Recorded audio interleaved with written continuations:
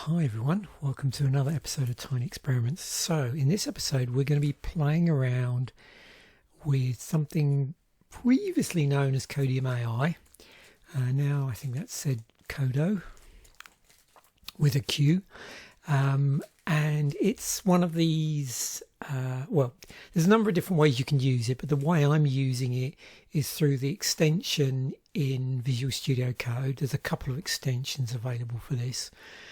And I'll include a link to the website so you can read more about this, because this episode is more about exploration and experimentation than explanation. So exploration over explanation. And we're going to just dive in, try this out. I'll include this markdown file which explains for Visual Studio Code how you set this up. But you can go to the Qodo website and find out how to set it up for other things. As I also mentioned, I'm just going to scratch the surface of a few features of this through these 10 experiments. I will upload all of these experiments to my GitHub page. I'm using Python to do this for my code, but of course you could play around with other code snippets to do similar things. So I have Python installed on the system. I have Visual Studio Code. I also have pytest, which is critical to some of the stuff that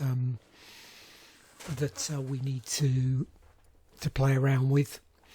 And so I've already got it installed because of other stuff, other installations. But you might have to pip install pytest as well. So let's just dive in, go through these experiments, and as I do them, you'll sort of see some interesting things that you can do with this. So first of all, just to confirm, how do you get it set up here? So you can see I'm actually ready to go in terms of installing. I've already got it installed here, but I'll just quickly go through how I got there. So inside Visual Studio Code, I went into the marketplace, the extensions marketplace, and looked for this. Qodo. There it is. It's been installed.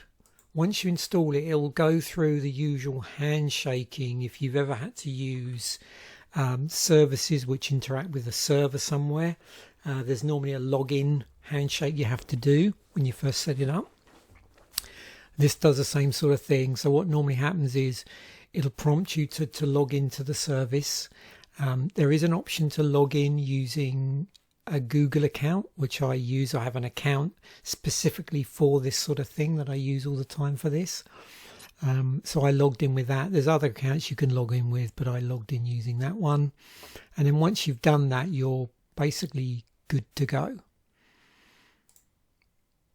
So we're ready to go. This will appear over here. I'm just going to run it standard here, not in agentic mode. But again, that stuff, you can play around with. That's the whole point of experiments. So let's go into this mymath.py. For all of these, there's a bit of a preamble at the top. So some stuff you'll need to do to get it to do the function.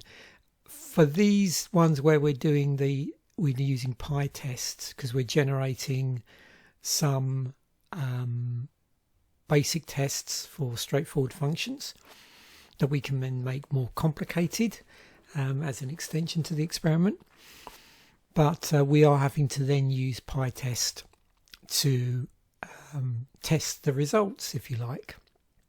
So you'll notice this sort of thing will appear. So we have options and we have test this function. You can see there's a number of options here we have access to. Be really careful when you're using these sort of tools. Just make sure it knows exactly which bit of the code you're referring to. You can highlight it. You can also highlight, right click, go through here. But it's obviously important if you're testing stuff that what are you actually testing or producing test files for, because you'll see in a moment how this tests. So let's test this function. We'll do this in two parts. We're going to create a new test file And just for convenience, we're going to actually create it in the same folder where the actual program we're testing is. So it's called test underscore my math. It already exists. I did a quick run through on this machine because I've been having a few connection issues. So we're going to do skip for now, in terms of we don't want to use an example test file or a file with an example test in it. So I'm going to skip that. It's using pytest, and it's going to start generating some behaviors. So you can see here there's a description of the behaviors of the function that it wants to try out. So we're going to go generate all, and you'll see what happens in test my math in a moment. And if you've ever had to create these by hand, you'll sort of recognize the format here of how you do this. This is the sort of thing that I had learned how to do manually when I was doing my one of the CS50 courses on Python. We did a little section on test building, but we weren't using AI tools to do that. We actually had to do it ourselves. So it's pretty interesting to do if you've not seen this before. And you can see at the moment what it's done is it's imported pytest, it's imported SYS because there's some stuff here that needs to use SYS library. And then from my math, it's imported the add function. So at this point, it's just done that first bit. So let's run pytest. So what we're going to do is we're going to do, whoops, there we go, pytest. I don't know if you can see that's a bit scrunched up. There you go. Try and get it all on one line. Pytest test my math.py. And it's passed all 6 tests. We're going to emulate a fail here. We're doing it round really the wrong way here. But let's assume something like that. It was supposed to be 3 instead of 2, whatever was in here. And the function had miscalculated it, or there was an error. So we'll just rerun this. And you can see that's what happens when you get a failure, just if you've not seen that before. So we'll change it back. I think it was that before. Yeah, okay. So just you can see what to expect if you've not used pytest before. You'll notice there's a number of choices here as well as to what framework for testing you can use. I think there's 2 others. But I've used pytest before, so that's the one I'm going to use for anyone's here. So let's move on to calculation. So we'll get that out of the way. So function with edge cases. Okay. Oh, sorry. I didn't. Well, doesn't matter. You can try this in your own experiment. But let me just now let's reopen that. Open file. Yeah, I missed the second bit, didn't I? So let's go back into my math. Where is it? There. Yeah. So supposing we wanted to test the subtraction bit here, we can go test this function. Runs through. I'm going to add test to an existing file, so I'm actually going to add it to that test my math. I was trying to get a bit ahead of myself here, wasn't I? Where should I add I add generated tests, so in there. So thinking about it, let's generate all there. We can pick ones if we want to, but we're going to generate them all, and then it's going to add them into test my math. In a moment, you'll see it flip over when it does that. And if you bit the observant amongst you will notice that it's now appended this, and these have all been added in. So if we go down here, rerun that, all 12 have passed. All 12 have passed. So the 6 original and the 6 we added. So now we can move on. Okay, let's move on to calculation now.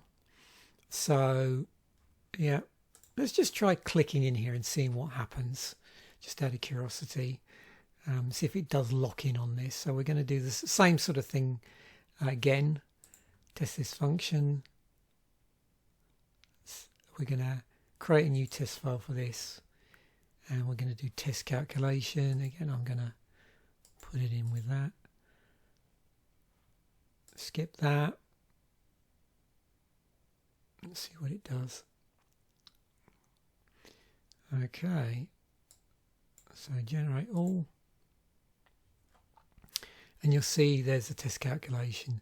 So at the moment, yeah, it is only working on the divide one. Now what we have to do now, because we want to run this, so I'm just going to move that over so I can see it better. There we go. So now we're testing calculation.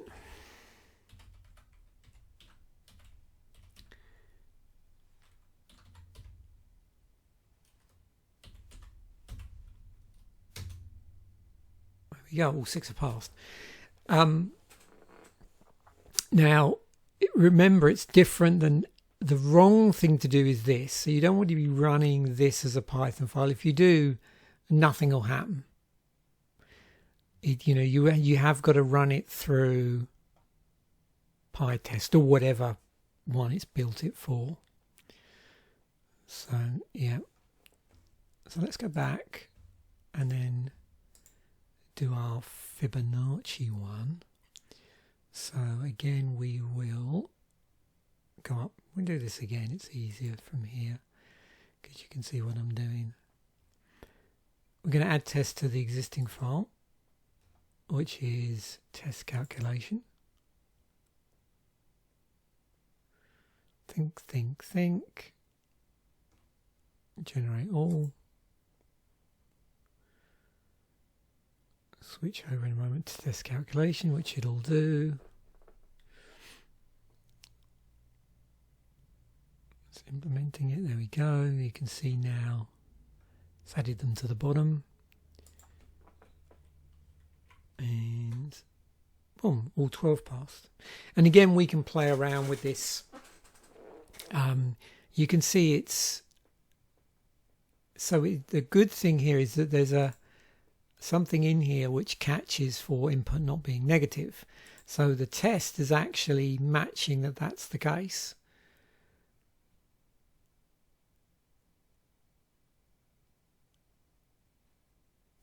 In there. If I was to do this,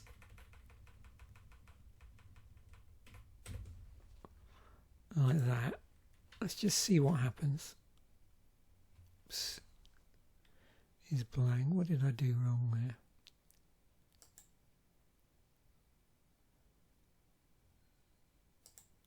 Is it because it's blank? That's interesting.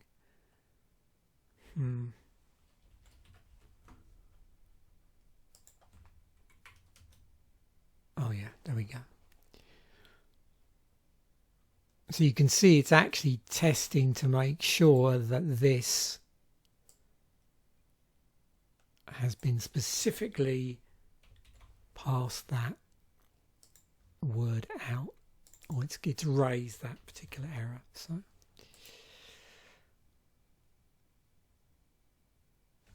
then, so if we change it back again and then rerun it, there we go. Okay, so moving on. Data processing, experiment 3. Okay, so what are we testing here?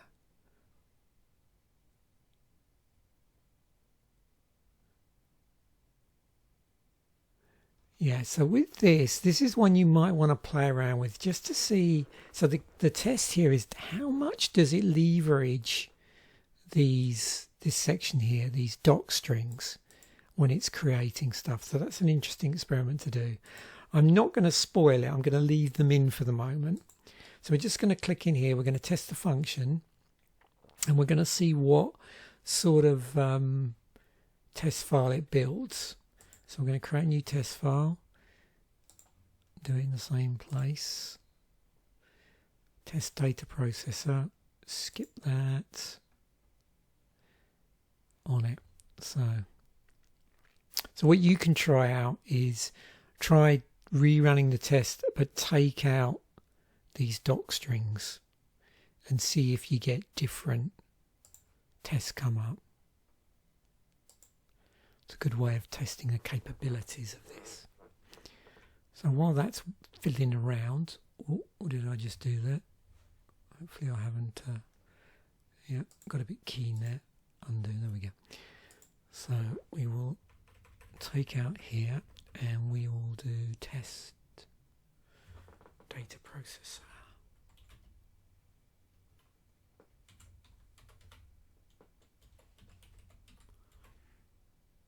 I think I've spelled that correctly, PY. Yep, all 6 have passed. So again, yeah, play around with this and see what happens.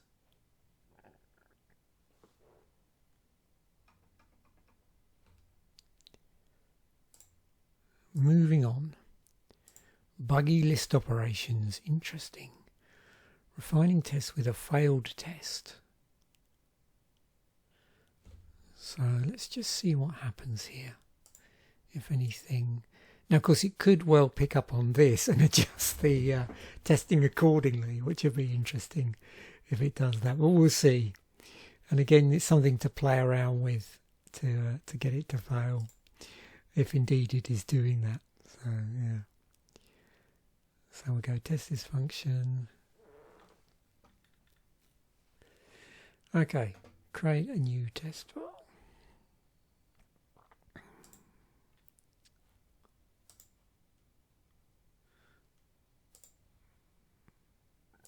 For now, probably a bit of a giveaway in the file name as well. Okay, generate all. So there's our test buggy list operations file. Let's see what happens.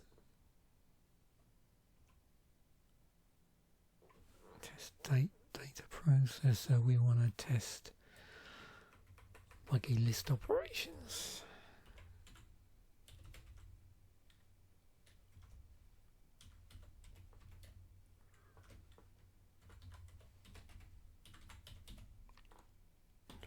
Why?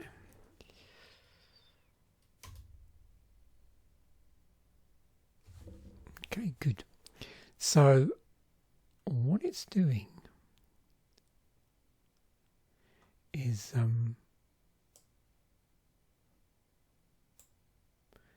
the end should fail due to off by 1. Result, find max in list. The buggy function will return 3 instead of 99.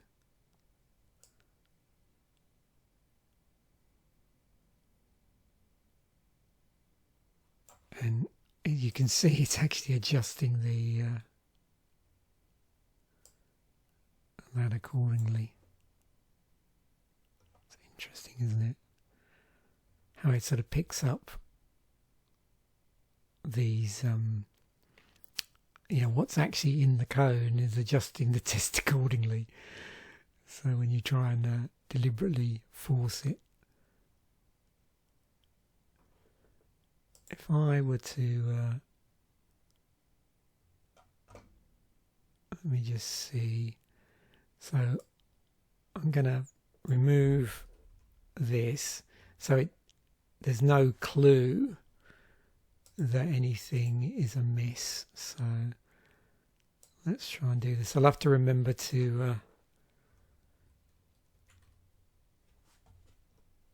maybe I'll leave it like this. On when I upload it, we'll see. So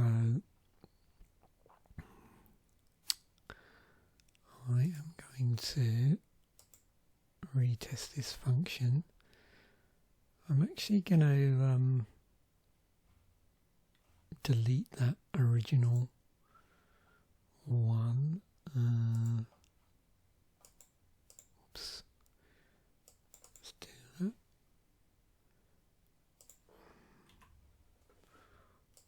I'll probably bark at me because yeah, I've done that.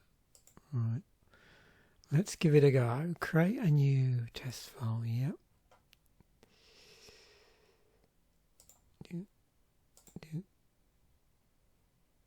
What happens this time?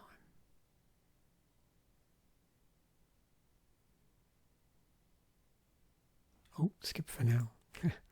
It's waiting for me to respond.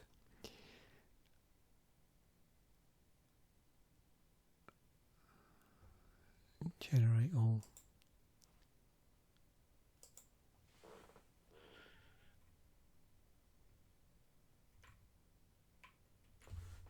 So you can see the difference. There we go.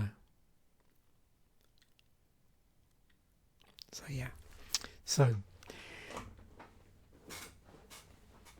what I'll do, I think, is I will leave the prompts out because it's adjusting the test coding based on those comments, which is amusing. So yeah. So context is attention is everything. In this case, context is everything. And you'll see in here there are some reminders as well to be careful when you select certain things to see the experiment working. Understand, articulate complex code logic. So we're going to get it to do some code analysis here. So if you're curious, if I run this one, now so far a lot of the things we've dealt with have basically just got functions in them. There's nothing in the code that runs the function. It's there purely to illustrate how the test building, the test file builder works. But for this one, I thought it would be interesting to see. So if we had a little bit of code at the bottom, you can see here how the find shortest path works. There's the graph. There's how it actually looks when it's sort of encoded, and there's the function here.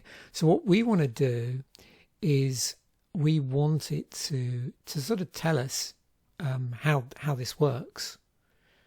Okay, so what we'll do is we'll select this bit here, and then this time around, just being a bit different, we'll do right click, and in here you can see you get a number of options, which is explain this code. So you can see down here, the nice thing is it does say, okay, I'm going to review just the bit you've selected, and it'll walk us through what the code's doing. Now we'll just try this. What happens if I just do this? What happens? Let's see. And again, these are good experiments to try. It just maybe just select part of it and see what sort of explanation you get.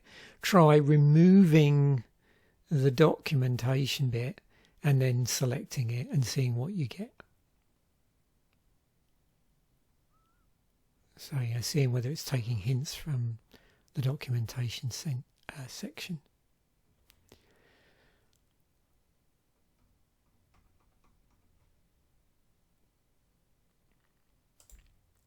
Okay, old processor. So for this one, we're going to, inside of here, we've got this get status message, and we're using it this time to do something like refactoring or improve code. Now this is sort of covering a few bases here in case stuff gets switched around at some point or relabeled. So again, with this one, I could click anywhere in here and do right click, explain this code, but I'm going to be a little bit more precise there. But again, we want to improve the code. So we're going to do enhance this code. We can get code suggestions. There we go. So it's going to give us some code suggestions here, and we can preview the code as well, which is really handy as well. And you can do the same down here. We can highlight this, right click, do that, get code suggestions, and there we have it, 34 to 39. Again, it's processing on there. And again, we can, get it to do this sort of thing. show the details, preview the code. There's a diff view there. So very interactive, very useful. Utility functions. Okay, docstring generation, very handy. So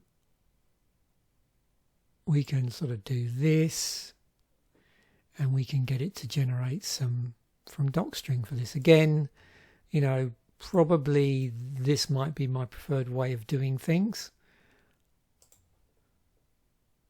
as I've used this more and more, just to home in a little bit. So there's our docstring bit. But let's just experiment a little bit. Let's just click anywhere in here and do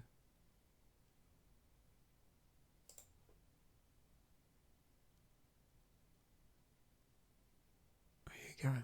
So again, stuff you can play around with, just see, you know, how its attention works. API client. So for this experiment, what we're going to do is highlight this just so we know we've got it. And this time round, we're going to use the chat specifically. So what we can do is we can actually ask it a question in here. So we're going to ask it this question up here. Where is it? Where has it gone? Are there potential? In fact, let's just cheat and highlight this rather than me have to retype the damn thing. So we're going to go Control C in here, Control. Now, actually, sorry, make sure before I do that, I reselect it. Okay, now I'll do it. Control V. Okay. So it's going to lock in on that area there and give us some advice about what sort of potential security vulnerabilities there might be. Or I could do this. You know, how could I make it more robust? That's always handy. You know, maybe you want to think about adding to some of these request exceptions at the bottom here. That's always a fun thing to try and review when you're working with APIs, is to see, you know, do you want more exceptions covered rather than just to come back with a general error.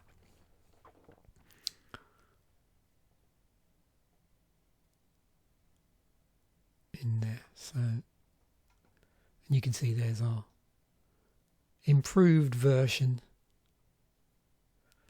with some libraries it's added in as well. I've got a little bit of code down here that's been commented out, so if you wanted to just see what this did, you could. Okay, Scratchpad. So here, this is just an example of how you can use this just to generate code.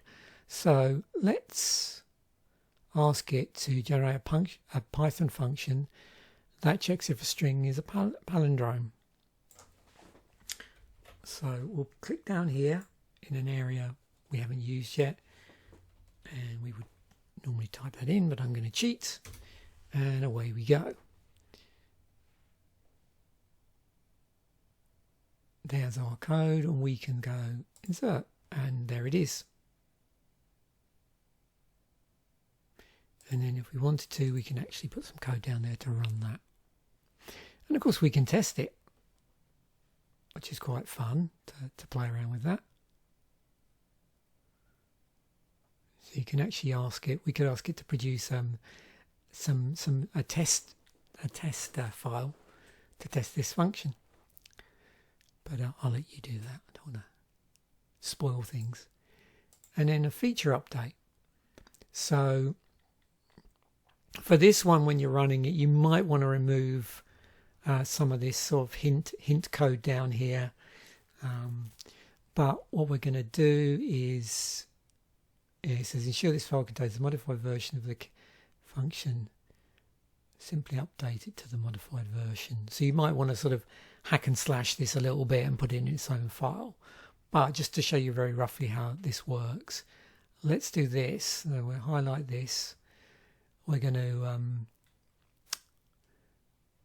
do a review this change type question. Okay, so again, because I've chosen to select it, I've got to re-highlight that. Normally you wouldn't have to do that if you were just typing it straight in.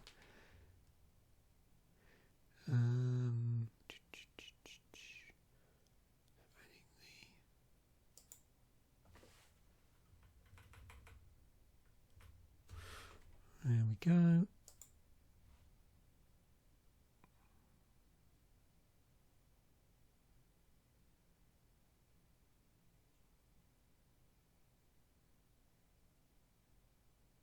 Yeah, so you can do that sort of thing. Or you could even say, you know, here's this, and give it the original version and ask it to compare and contrast by sort of adjusting the question. So there we have it. There's some stuff you can play around with. As I said, I'll include the install information for VS Code. I'll include a link to the website in the descriptions as well, so you can look to see what the other IDE that you can integrate into. Thanks once again for watching. Bye for now, and I will catch you in a future episode.